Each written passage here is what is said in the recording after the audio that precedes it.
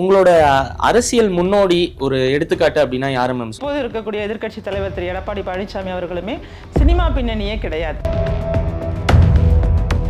இப்போ 2024 உங்களோட பர்ஃபார்மன்ஸ் எப்படி இருக்குன்னு நினைக்கிறீங்க மேம்? சென்ற ஆண்டை விட இந்த ஆண்டு 2025 கொஞ்சம் வேகமாகவே கட்சி பணிகளை நாங்கள் செஞ்சிட்டு இருக்கோம். இந்த இளைஞர்கள் ஏதோ ஒரு வகையில் அரசியலை இப்போ பார்க்க தொடங்கியிருக்காங்க. அது வெதர் புதிய நபர்கள் அரசியலுக்கு வந்ததுனால கூட இருக்கலாம். ஒரு ஹிஸ்ட்ரியை நான் மேக் பண்ணுவேன், இந்த டெசிஷன்னால இந்த மொத்த தமிழ்நாடே இந்தியாவே என்னை திரும்பி பார்க்கும் அப்படின்னா என்ன டெசிஷன் எடுப்பீங்க? எல்லாராலையும் செய்ய முடிஞ்ச ஒன்று தான். உலகம் முழுவதுமே ஒரு கெட்ட வார்த்தைங்கிறது கோவத்தில் பேசுகிறாங்க. ஆனால் அந்த கெட்ட வார்த்தை ஒரு பெண்ணை பற்றி, ஒரு பெண்ணுடைய கேரக்டர் பற்றியோ அல்லது அந்த பெண்ணுடைய உடல் உறுப்புகளை பற்றியோ தான் அந்த கெட்ட வார்த்தையை உருவாக்கியிருக்காங்க. அது எப்போ அப்போ பெண்கள் நிலைமை, பெண்கள் வெளியில் பேசுவதற்கு அச்சப்பட்ட காலமாக இருந்திருக்கலாம். ஏன் ஒரு பொண்ணை பற்றியே பேசுகிறீங்க, ஏன் ஒரு பெண்ணோட கேரக்டரை பற்றி பேசுகிறீங்க, பெண்ணோட உறுப்பை பற்றி பேசுகிறீங்கன்னு கேள்வி கேட்க முடியாத ஒரு காலகட்டத்தில் உருவாக்கியிருக்கலாம். ஆனால் இன்றளவும் அது தொடர்ந்துக்கிட்டே வர்றதை பார்க்கும்போது நிச்சயமாக இந்த மாதிரி யார் பெண்ணை குறித்தும் பெண்ணோட பாடி பார்ட்ஸ் குறித்தும் பேசுகிறாங்கன்னா,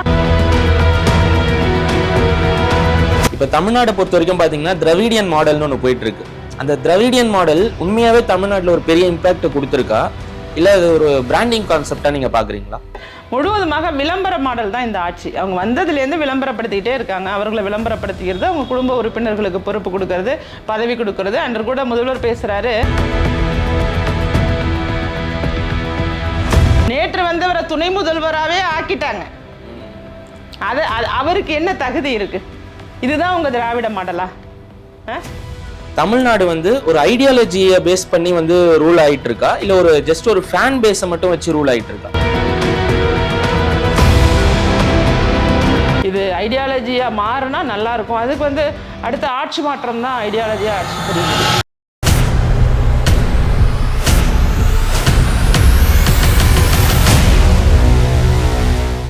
பொலிட்டிக்கல் தளம் 25 நேயர் அனைவர்களுக்கும் வணக்கம். இன்னைக்கு நம்ம கூட திருமதி ராஜேஸ்வரி பிரியா அவங்க இணைஞ்சிருக்காங்க. வணக்கம் மேம். வணக்கம். இல்லை மேம், மக்களும் ஒருவேளை அதான் விரும்புகிறாங்களோ, ஒரு ஃபேன் பேஸ் இருக்க ஒரு பர்சனை முன்னிறுத்தும் போது தான் அவங்களுக்கு தான் ஓட்டிங்கில் ஃபர்ஸ்ட் ப்ரியாரிட்டி கொடுத்து ஐடியாலஜியை பார்க்காம அந்த மாதிரி விரும்புகிறாங்களோ மக்கள்? அது இப்போ நம்ம தமிழ்நாட்டை பொறுத்த வரைக்கும் வாக்காளர்களோட எண்ண ஓட்டம்ங்கிறது ஒரே மாதிரி இருக்கிறது இல்லை. ஒவ்வொருத்தருக்கும் ஒவ்வொரு மாதிரி இருக்குது. இன்னும் இன்றைக்கி மொபைல் யூஸ் பண்ணுறதெல்லாம் அதிகமானதுனால நிறைய கருத்துகள் பரிமாறப்படுது. ஒரு விழிப்புணர்வை ஏற்படுத்திகிட்டு இருக்கோம். இப்போ அந்த காலகட்டத்தில் இந்த ரசிகர்கள் கூட்டம் அப்படிங்கிறது ஒரு மிகப்பெரிய ஒரு ஈர்ப்பாக அமைஞ்சு அது இருந்துச்சு. இன்றைக்கி அது அருவருக்கத்தக்க வகையில் பார்க்கப்படுது. நீங்கள் ரசிகர்கள் கூட்டம் ஒரு ஃபேன் பேஸ் இருக்காங்க அப்படிங்கிறதுக்காக நீங்கள் நடந்துக்கிற விதம்லாம் ஒரு கட்டத்தில் மக்களுக்கு வெறுப்படைய செய்றீங்க. அதனால் அது வாக்கு வங்கியாகவோ அது அரசியலில் ஒரு முன்னிலைப்படுத்துவதாகவோ இன்னமும் மாறாது. அப்போ மக்கள் தெளிவாக இருக்காங்க. மக்கள் தெளிவாக இருக்காங்க. தெளிவில்லாதவங்களும் இருக்காங்க. அது சர்டன் பர்சன்டேஜ், ஒரு குறிப்பிட்ட சதவீதத்தினர். நம்ம ஒரு 100% வாக்காளர்களை கணக்கு பண்ணுறோம். 75% வாக்கு போலிங் ஆக போகுதுன்னா இந்த மாதிரி மனநிலையில் ஒரு 10லேருந்து 20% வாக்காளர்கள் இருக்காங்க. ஆனால் அவங்க டெசிஷன் மேக்கிங்குள்ளே வரமாட்டாங்க. நமக்கான ஸ்டாண்டர்டாக திங்க் பண்ணக்கூடிய, யாரால் ஆட்சி பண்ண முடியும் நல்லா அப்படிங்கிறது சிந்திக்கக்கூடிய வாக்காளர்கள் தான் பெரும்பான்மையானவர்களாக இருக்கிறதுனால இதெல்லாம் பார்க்குறதுக்கு வேணால் நல்லாயிருக்கும். ஃபீல்டு களத்தில் அது ஒர்க் அவுட் ஆகாது. ரீசெண்டாக நீங்கள் பார்த்து ரொம்ப ரசித்து ரொம்ப சிரிச்ச மீம் அப்படின்னா நீங்கள் எதை மேம் சொல்லுங்கள்? இந்த வரலாறு தெரியுமான்னு சொன்னப்போ நிறைய மீம்ஸ், நிறைய பேர் என்னோடய வாய்ஸை வாய்ஸ் ஓவர் பண்ணிட்டு பேசியிருந்தாங்க. அதில் ராகுல்னு ஒரு தம்பி இப்போ கூட தவறிட்டதாக நான் கேள்விப்பட்டேன். அவர் பண்ணியிருந்தது ரொம்பவே நகைச்சுவையாக இருந்தது. பார்த்து நான் ரசித்தேன், சிரித்தேன். அவர் தவறின செய்தி கூட எனக்கு கொஞ்சம் மன வருத்தமாக இருந்துச்சு. அவரோட ஆத்மா சாந்தியோடன்னு நினைக்கிறேன். நிறைய பெண்கள் கூட அவங்க மாமியார்கிட்ட, கணவன்கிட்ட அந்த வரலாறு தெரியுமா அப்படின்னு கேட்டதெல்லாம் பார்க்கும்போதுமே ரசிக்கத்தக்க வகையில் தான் இருந்துச்சு. பாட்டுக்கெல்லாம் கூட வாய்ஸ் ஓவர் கொடுத்தீங்களா மேம்? இந்த யாரா அந்த பையன் பாட்டு கேட்டிங்களா? வாய்ஸ் ஓவர் கொடுக்கல, எனக்கே தெரியாமல் என்கிட்ட அனுமதியும் கேட்காம அவரோட பாட்டில் என்னுடைய வாய்ஸை வச்சு அந்த அசல் கோளாறுங்கிற தம்பி பண்ணியிருக்காப்புல.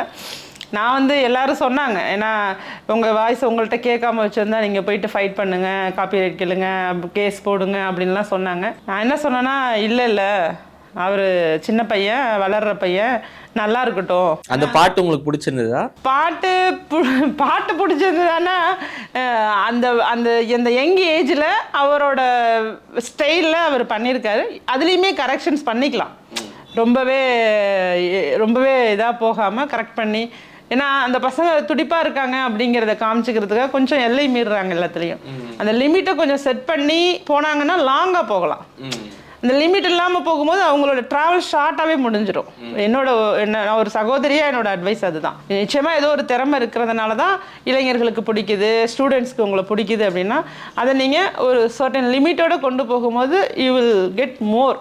இன்னும் நிறைய வாய்ப்புகள் வரும், நிறைய தூரம் போகலாம், நிறைய இடத்துக்கு உங்களை ஒரு சீஃப் கெஸ்ட்டாக கூட கூப்பிடலாம். அதுக்கான தகுதிகளை வளர்த்துக்கிட்டு போகணும்னு தான் நான் நினைக்கிறேன். எல்லாத்துலேயும் ஒரு மாதிரி ரொம்ப இறங்கி கீழ்த்தரமான வார்த்தைகளை பயன்படுத்தி பாட்டு எழுதுறதுலையோ அல்லது தவறான விஷயத்தை மென்ஷன் பண்ணி பாட்டு எழுதுறதுனாலையோ ஒரு பாப்புலாரிட்டி வேணால் உங்களுக்கு ஸ்டார்டிங்கில் அது ஹெல்ப்ஃபுல்லாக இருக்கும், அது லாங் டைம் போகாது. அதை மட்டும் அவங்க மைண்டில் வச்சுக்கலாம்.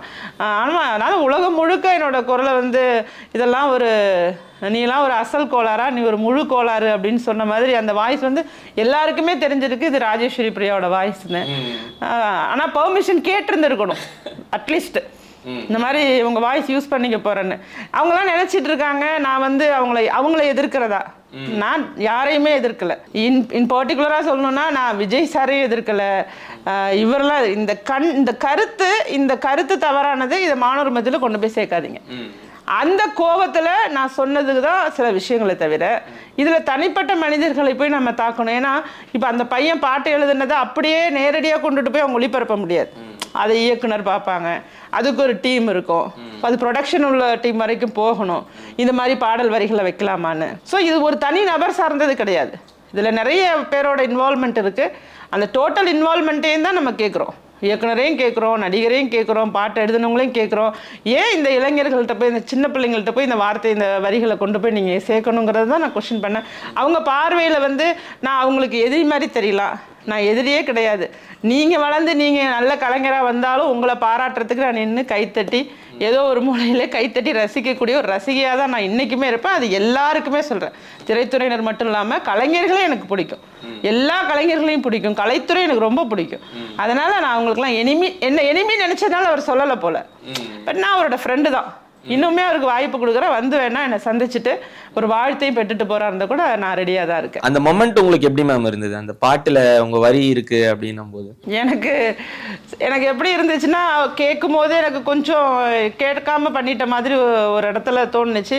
அப்புறம் அந்த பையனோட வயசு, அந்த பையன் வளரக்கூடிய ஸ்டேஜில் இருக்க பையன் அப்படிங்கும்போது அதை ஒரு இஷ்யூவாக ஆக்கக்கூடாதுங்கிறத நானே முடிவெடுத்துக்கிட்டேன். இல்லை வேண்டாம், ஏன்னா ஒருவேளை அவங்க நான் இஷ்யூவாக்கி அதை ஃபேமஸ் ஆக்குவோன்னு கூட அவர் நினச்சிருந்துருக்கலாம். அதையெல்லாம் புரியாத அளவுக்கு நம்ம மெச்சூரிட்டி இல்லாமல்லாம் இல்லை.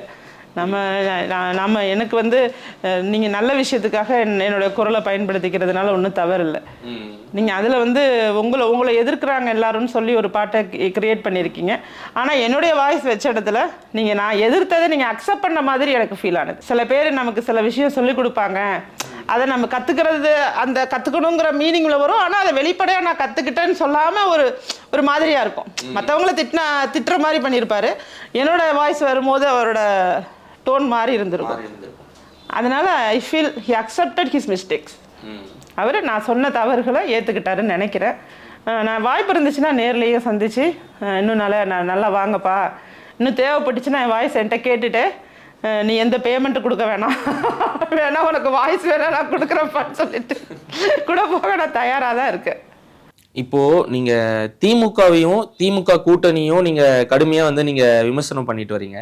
இப்போ அதுல ஒரு நேர்மையான ஒரு அரசியல்வாதி இருப்பாங்கல்ல, திமுக கூட்டணியில இல்ல திமுகல, அந்த மாதிரி ஒரு நேர்மையான அரசியல்வாதினா யாரு மேம் சொல்லுவீங்க இப்ப இருக்க கரண்ட்ல? அதில் தமிழக வாழ்வுரிமை கட்சியுடைய நிறுவன தலைவர் திரு வேல்முருகன் அவர்களை தான் நான் சொல்லுவேன். ஏன்னா அவர் கூட்டணியிலே இருந்தாலும் நிறைய சட்டமன்றத்தில் நான் அவரோட குரல் தன்னிச்சையாக இருந்தது. அவங்களுக்கு ஜால்ரா போடுற மாதிரிலாம் இல்லை. அந்த கூட்டணி தர்மம்னு சொல்லிட்டு எல்லாருமே முழுசாக அவர்களை சார்ந்தவர்கள் போல், அவங்க கட்சிக்காரவங்க போல் நடந்துக்கிறாங்க. அது எனக்கு வருத்தமாக இருக்குது. ஏன்னா இன்னைக்கு எந்தெந்த கட்சிகளை எல்லாம் மக்கள் வந்து மிகவும் நேசித்தாங்களோ, அதாவது வாக்கு வங்கியில் அதிகமாக இருக்கிறது ஒரு புறம்ங்க, சில கட்சிகளை வந்து மக்கள் உண்மையிலே இந்த கம்யூனிஸ்ட் போன்ற கட்சிகளை எல்லாம் நமக்கானவங்க அப்படிங்கிற ஒரு உணர்வோடு தான் மக்கள் அணுகுனாங்க. அந்த இடத்தை எல்லாம் நிறைய இடங்களில் தவற விடுறதை நான் பார்க்குறேன். ஏன்னா இன்னைக்கு நடக்கக்கூடிய நிறைய இப்போ பெண்களுக்கு எதிரான குற்றங்கள் இது மாதிரிலாம் நடக்கும்போது அவங்க வாய்ஸ்லாம் ரைஸே ஆகலை. அவங்களாம் குரல் எழுப்பி இருக்கணும், அந்த குரல் எழுப்பவே மாட்டுறாங்க. கூட்டணி கட்சியாக இருந்தானே தவறு நடக்கும்போது அந்த தவறை வந்து சுட்டி காட்டணும் அப்படிங்கிற இடம் இருக்குல்ல, அந்த இடத்தை எல்லாமே தவற விட்டுட்டு கூட்டணி தர்மத்தை காப்பாற்றுறாங்க. அப்படிங்கும்போது அந்த இடத்துல திரு வேல்முருகன் அவர்கள் வந்து எல்லா இடத்துலையுமே தன்னிச்சையாக எம்எல்ஏ பதவி இருந்தாலும் பரவாயில்ல, இல்லைனாலும் பரவாயில்லன்னு சொல்லி ஒரு தன்னிச்சையாக செயல்படக்கூடிய ஒரு மனிதராக நான் பார்க்குறேங்க. நல்ல தலைவராக தான் பார்க்குறேன். இப்போ தமிழ்நாட்டில் இருக்க யூத்ஸை பொறுத்த வரைக்கும் எதில் நிறைய கான்சென்ட்ரேட் பண்ணுறாங்கன்னு நினைக்கிறீங்க மேம்? ஒரு சிவில் சர்வீஸில் போகிறதுல நிறைய கான்சென்ட்ரேட் பண்ணுறாங்களா, இல்லை ஒரு கார்ப்பரேட் லைஃப் சைக்கிள் வரணும்னு ஒரு கான்சென்ட்ரேட் பண்ணுறாங்களா, இல்லை அரசியலில் ஈடுபாடு காட்டணும்னு கான்சென்ட்ரேட் பண்ணுறாங்களா? எதில் கான்சென்ட்ரேட் பண்ணுறாங்கன்னு நினைக்கிறீங்க? இதில் வந்து சிவில் சைட் போகணுங்கிற அவேர்னஸ் இன்னும் போதில்லைன்னு நான் சொல்லுவேன். எல்லா மக்களுக்கும் அந்த அவேர்னஸ் இன்னும் வரல. ஒரு அந்த மாதிரி அரசு பணிகளில் இருக்கிற பெற்றோர்கள், அது இல்லாமல் சில பேர் வந்து அந்தந்த ஏரியாவில் அந்தந்த பகுதிகளில் மோட்டிவேட் பண்ணுறாங்க. இந்த பணிக்கு போகலாம், இதுக்கு போகலாம், அதுக்கு போகலாம்னு அவங்களுக்கு பயிற்சி கொடுக்கறதுக்கெலாம் சில தன்னார்வலர்கள் வராங்க, அதில் ரெடியாக வராங்க. சில இளைஞர்கள் மட்டும்தான் அவர்களாக தன்னிச்சையாக நான் சிவில் சர்வீஸ் போகணுங்கிறத முடிவெடுக்கிறாங்க. இது இன்னுமே எண்ணிக்கை அதிகமாகணும் அப்படிங்கிறது நான் நினைக்கிறேன். கார்ப்பரேட்டுக்கு போகணும்னு நிறைய பேர் விருப்பப்படுறாங்க. ப்ளஸ் அப்ராட் வெளிநாடுகளுக்கு பயணம் மேற்கொள்ளும், வெளிநாடுகளில் போய் செட்டில் ஆகிடணும் அப்படிங்கிறதுலையுமே நிறைய கவனம் செலுத்துறதை நான் பார்க்குறேன். ஏன்னா அவங்கள பொறுத்த வரைக்கும் வெளிநாட்டில் இருக்கிறது ஒரு பெருமையாக முன்னாடியெல்லாம் பேசினாங்க. ஆனால் இன்றைக்கி இருக்கக்கூடிய லெவலில் அது ஒன்றும் பெருமை இல்லை. இங்கேயே உங்களுக்கு எல்லா வாய்ப்புகளுமே உருவாக்கப்பட்டிருக்குன்னு நினைக்கிறேன். அதனால் இந்த வெளிநாட்டு மோகத்தை எல்லாம் குறைச்சிக்கிட்டு நம்ம நாட்டிலேயே எனக்கு என்னென்னா இளைஞர்கள் தானாகவே நிறைய தொழில் தொடங்கணும், நிறைய பேருக்கு வாய்ப்புகள் இங்கே நிறைய இருக்குது. அதை வந்து கவர்மெண்ட்டே வலியுறுத்தி இவங்க பயிற்சியெல்லாம் கொடுக்குறாங்க. அந்த பயிற்சியெல்லாம் போதலைன்னு நினைக்கிறேன் நான். அந்த பயிற்சியெல்லாம் இன்னுமே அதிகப்படுத்தி அவர்களை வந்து ஒரு பிஸ்னஸ் மேனாக மாற்றலாம். ஏன்னா தமிழர்கள் காலமாகவேங்க ரொம்பவே அறிவாளி. இப்போ நம்ம கலர் ட்ரெஸ் போடுறோம்னா இதுக்கு இந்த சாயம்னு கண்டுபிடிச்சதே தமிழன் தான். கலர் ட்ரெஸ் போடுறதுக்கு காரணம் அந்த சாயத்தை கண்டுபிடிச்சதே தமிழர்கள் தான். அப்போ அவங்களோட ஜீனுக்குள்ளவே நிறைய கெப்பாசிட்டி இருக்குது. அதை வெளிக்கொண்டு வர்றதுக்கு அரசாங்கமும் கொஞ்சம் நிறைய முன்னெடுப்புகளை எடுத்து அவங்கள வந்து இங்கேயே நல்லா இருக்க வைக்கணும், வெளிநாடுகளுக்கு போகக்கூடாது. அரசியலுக்குள்ளே வராங்களா அப்படின்னு சொன்னால் அரசியலுக்குள்ள எல்லாருமே வரணும், முழு நேரமா தேவையில்லை. அரசியல் பற்றிய அறிவும் நம்மளுடைய நாட்டை பற்றிய சிந்தனையும் எல்லோருக்குமே இருக்கணும், இளைஞர்கள் அனைவரிடமும் இருக்கணும். ஒரு 10 நிமிஷம் ஆச்சும் நீ உட்காந்து சிந்திச்சு இன்னைக்கு எல்லாம் சரியா போகுதா, இன்னைக்கு எல்லா துறையும் எப்படி செயல்படுது, என்னென்ன துறையில என்னென்னலாம் நடக்குது அப்படிங்கிற மாதிரி எல்லாம் நம்ம வந்து யோசிச்சு பார்த்து அதுக்கு வந்து ஒன்று நீங்க சப்போர்ட் பண்ணணும், அல்லது அதை எடுத்து முன்னெடுக்கிறவங்க பின்னாடி நிற்கணும். பின்னாடி நிற்கணும்னா நீங்கள் கட்சி கொடியை பிடிச்சிட்டு கூட்டத்தில் போய் நசுங்கிட்டு அதெல்லாம் தேவையில்லை. சரியான முறையில் வாக்களிங்க போதும். சரியான பர்சனா, இவங்களுக்கு அந்த கெப்பாசிட்டி இருக்கா, இவங்களால இதை திறனோட பண்ண முடியுமா. பேச்சு மட்டும் அரசியல் கிடையாது. பேப்பரை வச்சு மேடையில் ஹூன்னு பேசுறது அரசியலே கிடையாது. அது பேச்சாற்றல். பேச்சாற்றலுக்கும் ஒரு ஆட்சி நடத்துறதுக்கும் ஏகப்பட்ட வித்தியாசம் இருக்கு. நீங்க ஒரு விஷயத்தை ஒரு முடிவெடுத்து முடிக்கிறதுக்குள்ள 1008 அதோட ரிஃப்ளெக்ஷன்ஸ் இருக்கும். இதை பண்றேன் அப்படின்னா அதுக்கான இப்போ ஒண்ணுமே இல்லை. இப்போ மதுக்கடையை மூடணும் அப்படின்னு சொல்லி எல்லாருமே விருப்பப்படுறாங்க. ஏன் மூடலைன்னா என்ன காரணம் சொல்றாங்க? கள்ளச்சாராயம் வந்துடும் அப்படின்னு சொல்றாங்க. சரி, இன்னைக்கு நாம் அந்த கள்ளச்சாராயத்தை ஒழிச்சோமானா அதுவும் இன்னைக்கு ஒழிக்கப்படலை. அதில் கிட்டத்தட்ட 70 பேர் செத்து போயிட்டதை நம்ம வெளிப்படையாக பார்க்குறோம். அப்போ இந்த மாதிரி ஒரு ஆட்சி நடத்துறதோ ஒரு விஷயத்தை இம்ப்ளிமெண்ட் பண்ணுறதோ அதை கொண்டுட்டு வர்றதோ ஒரு சாதாரண விஷயம் கிடையாது. பேச்சளவுகளை பண்ணவே முடியாது. அதனால சொல்கிறேன், இளைஞர்கள் அரசியலை உற்று நோக்கணும். எல்லா இளைஞர்களும் அரசியலுக்குள்ளே இருக்கணும். நீங்கள் தீவிரப்படுத்தி நீங்களும் மினிஸ்டர் ஆகணும், எம்எல்ஏ ஆகணும், கவுன்சிலர் ஆகணும்னு எண்ணம் உள்ள இளைஞர்கள் இன்னும் அதிகமாக இருக்கணும்னு நினைக்கிறேன் நான். ஏன்னா அது வந்து ஏன்னா அவங்களுக்கு சம்பளம், எம்எல்ஏக்கெலாம் சம்பளம் உண்டு. அதனால் சொல்கிறேன், அரசியலை வந்து வியாபார நோக்கத்தோட பார்க்காம அரசியலை பணம் ஈட்டணும்னு நினைக்காம எல்லாருமே அரசியலுக்குள்ளே இருக்கணும் அப்படிங்கிறது என்னுடைய தாழ்மையான வேண்டுகோள். நீங்கள் 4 பேருக்கு சொல்லலாம். 4 பேர் படிக்காதவங்க தவறு பண்ணும்போது நீங்கள் சொல்லலாம். அரசியலை ஒரு 8th ஸ்டாண்டர்ட்லேருந்து ஒரு பாடத்திட்டத்தில் கொண்டுட்டு வரலாம். நீங்கள் வந்து சிவிக்ஸ் இதெல்லாம் படிக்கிறாங்க. படிக்கும்போது அவங்க படிக்கிற படிப்பில் இருக்குது. அதாவது எப்படி வந்து கிராமத்துலேருந்து ஆரம்பித்து நகரத்தில் மாநகரத்தில் என்னென்ன மாதிரியான நிலை இருக்குது இதெல்லாம் படிக்கிறாங்க. இன்னும் டெப்த்தாகவே கொண்டுட்டு போகலாம். நீங்கள் வந்து பவருக்கு வந்தால் என்ன பண்ணுவீங்க, நீங்கள் பவருக்கு வந்தால் என்ன பண்ணுவீங்கிற கான்செப்டை இளைஞர்கள் மாணவர்கள்ட்டேருந்து நம்ம வாங்கணும். அதை நான் படிக்கும்போது நான் முதல்வர் ஆனாலும் சொல்லி ஒரு கட்டுரை எழுதணும். அந்த எழுதும் போது நிறைய பேருக்கு அரசியல் ஆர்வமே வரும். இன்றைக்கி அதெல்லாம் இருக்கான்னு தெரியல. இன்றைக்கி வந்து பயங்கர புக் ஓரியன்டாகவே தான் போகிறாங்களே தவிர அந்த பிள்ளைங்கள்ட்ட இயல்பை வர வச்சு அவர்களுடைய நாலேஜ் நாட்டுக்கு உதவுதா அப்படிங்கிறத நோக்கி இன்வென்ஷனே குறைஞ்சிட்டுங்க, கண்டுபிடித்தலே குறைஞ்சிட்டு. அதனால் பொதுவாகவே இளைஞர்களுக்கு இன்னும் நல்ல வகையில் அவங்கள செதுக்கிறதுக்கு கல்வியும் ஒரு உறுதுணையாக இருக்கணும். அரசியலை அவங்கள இன்வால்வ் பண்ண வைக்கணும். அப்போ தான் லஞ்சம் லாவணியெல்லாம் இல்லாத ஒரு மாநிலமாக உருவாகும், ஒரு நாடாக உருவாகும். இன்றைக்கி லஞ்சத்தை ஒழிக்கிறதுக்கு எவ்வளவோ சிஸ்டம் சட்டம் அதெல்லாம் இருந்தாலும் இன்னைக்கு எழுதப்படாத சட்டம் தான் லஞ்சம் கொடுக்கறது. எனக்கு இந்த வேலை ஆகணும்னா நான் லஞ்சம் கொடுக்குறேன்னு மக்களும் ஏற்றுக்கிறாங்க. அதில் 2 பேருமே குற்றவாளிகள் தான். ஆனால் வேற வழி இல்லை, கொடுத்தாதான் வேலையாகுது. அதில் வழியே கிடையாது. அந்த மாதிரி ஒரு நிலை உருவாகி இருக்குல்ல. அப்போ இதையெல்லாம் இளைஞர்கள் தானே திருத்த முடியும். நான் எதுக்கு கொடுக்கணும், நான் கொடுக்கறதுக்கு ரெசிப்ட் கொடுப்பியா, இதுதான் அரசியல். இளைஞர்கள் அரசியல்னா வேற என்ன, வேற ஒன்றும் கிடையாது. நீ வந்து கட்சி வேட்டி கட்டிக்கிட்டு போகிறது வலசை அரசியல் நினச்சி தயவு செஞ்சு நினைக்காதீங்க.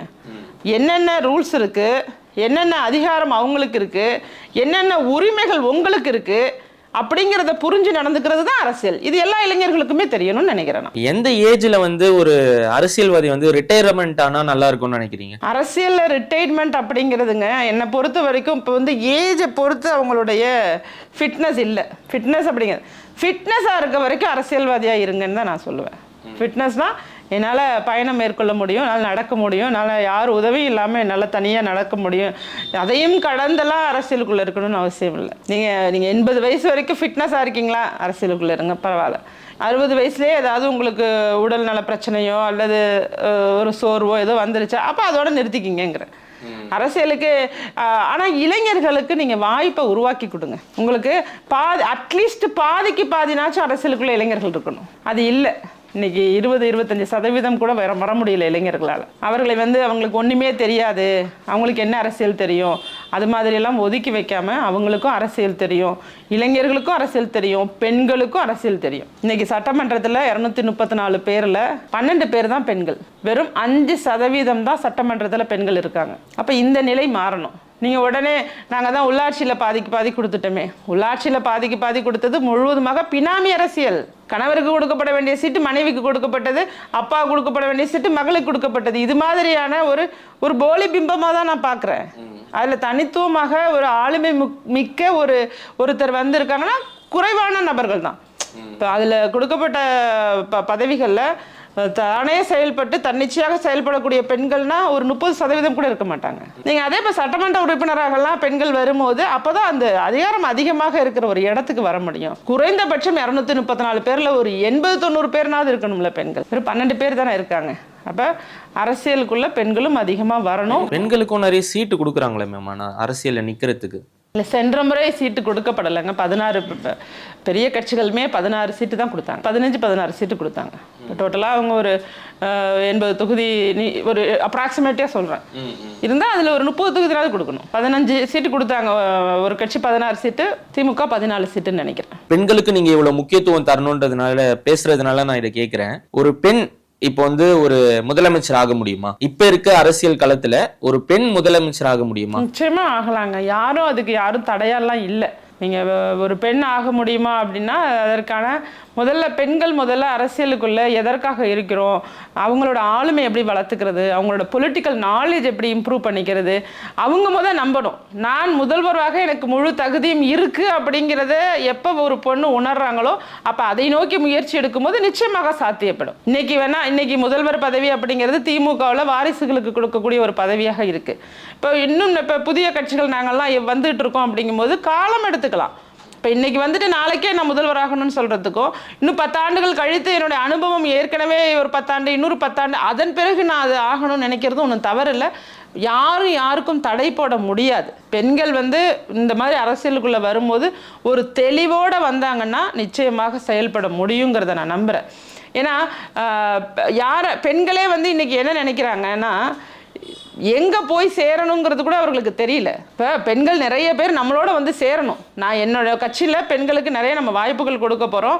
அவர்களுக்கான பாதுகாப்பு இங்கே நிறைய இருக்குது. யாருமே எதுவுமே சொல்ல முடியாது. ஒரு பெண் தலைவராக இருக்கக்கூடிய கட்சியில் பெண்கள் வந்து சேரும்போது ஒரு ஃபேமிலி சைடு அவங்க எந்த பிரச்சனையுமே ஃபேஸ் பண்ண மாட்டாங்க.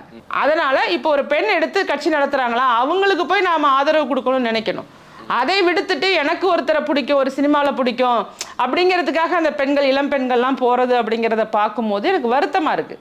அப்போ பிரச்சனை பெண்கள்கிட்ட தான் இருக்குது. அவர்களுக்கு அனலைஸ் பண்ண தெரியலங்கிற அந்த அனலைஸ் பண்ணி யார் கூட போய் நம்ம அரசியலுக்குள்ளே நீங்கள் முதல் எதுக்கு வரீங்கன்னு தெரிஞ்சுக்கணும். அரசியலுக்குள்ள ஒரு தனி நபருக்காக நீங்க அரசியலுக்குள்ள வந்தா உங்களுக்கு அரசியல் தேவையில்லை. எனக்கு ஒரு தனி நபரை பிடிக்கும் அப்படிங்கிறதுக்காக நான் அரசியலுக்குள்ள வர்றதுங்கிறது அரசியலே கிடையாது. நான் மக்களை பிடிக்கும், பெண்களை பிடிக்கும், பெண்களை இவ்வளவு இழிவுபடுத்துற சமூகத்துல நாம தலை நிமிர்ந்து நிக்கணும், ஏதாவது ஒரு விஷயம்னாவது அவர்களுக்கு ஒரு ஒரு அறச்சீற்றத்தோட ஒரு கோபத்தோட நான் இதை சரி செய்யணும்னு நினைக்கிறேன் அப்படின்னு நினைக்கக்கூடிய பெண்கள் அரசியலுக்கு வந்தா சாத்தியப்படும். 100% சாத்தியப்படும். இதுல எந்த குறையும் கிடையாது. உங்களுக்கு அந்த முதலமைச்சர் ஆகணும்ன்ற ஆசை இருக்கா மேடம்? அரசியலுக்குள்ள வர எல்லாருக்குமே இருக்கணும்னு தான் நான் நினைக்கிறேன். அரசியலுக்குள்ள வர்றவங்களுக்கு உள்ளுவதெல்லாம் உயர்வுள்ளல். இதை வந்து நாம ஏன் அது ஒன்றும் திருவள்ளுவர் சொன்ன மாதிரி நம்ம நினைக்கிறது எல்லாமே உயர்வாகத்தான் நினைக்கணும். கண்டிப்பாக தமிழ்நாட்டுக்கு நாமளும் ஒரு முதல்வராக வரணும்னு நினைக்கிறது எனக்கு என்னமும் இருக்கு. அதை நோக்கிய பயணம். ஆனால் நான் நினைக்கும் பயணம்ங்கிறது ஒரு நீண்ட நெடுந்தூர பயணமாக நினைச்சிட்டு இருக்கேன். அரசியலை வந்து நான் சாதாரணமாக எடை போடலை, ஒரு சாதாரணமாக நினைக்கல. இன்னைக்கு திமுகவாக இருந்தாலும் ஸ்டாலின் அவர்கள் கிட்டத்தட்ட 50 ஆண்டு காலத்துக்கு மேலே அரசியலில் பயணம் செய்து தான் முதல்வரானார். உதயநிதிக்கு தான் இப்படி கொடுக்கப்பட்டதே தவிர அது ஸ்டாலின் அவர்களுக்கு கொடுக்கப்படலை. திரு எடப்பாடி அவர்களாக இருந்தாலும் கிட்டத்தட்ட 50 ஆண்டுகளுக்கு மேல் கிளை செயலாளர்லேருந்து பயணம் செய்து தான் இன்னைக்கு முதல்வரானார். 50 ஆண்டுகள். அப்போ நிச்சயமாக நான் என்னுடைய அரசியல் பயணத்துக்கும் டிராவல் பண்ணுறதுக்கு இன்னும் நிறைய தூரம் இருக்குது, வயது இருக்குது, மக்களுடைய ஆசீர்வாதம் இருக்குது, இறைவனோட அருள் இருக்குது. கண்டிப்பாக ஒரு நாள் இல்லைனாலும் ஒரு நாள் மிகப்பெரிய பதவிக்கு நான் வருவேங்கிற நம்பிக்கையோட தான் செயல்படுறேன். பல விஷயங்கள் உங்ககிட்ட இருந்து இன்னைக்கு நம்ம தெரிஞ்சுக்கிட்டோம். மக்களும் இதை கண்டிப்பாக உங்களை பற்றி பிரீஃபாக தெரிஞ்சுப்பாங்க, புரிஞ்சுப்பாங்கன்னு நம்புகிறோம். நன்றி மேம்.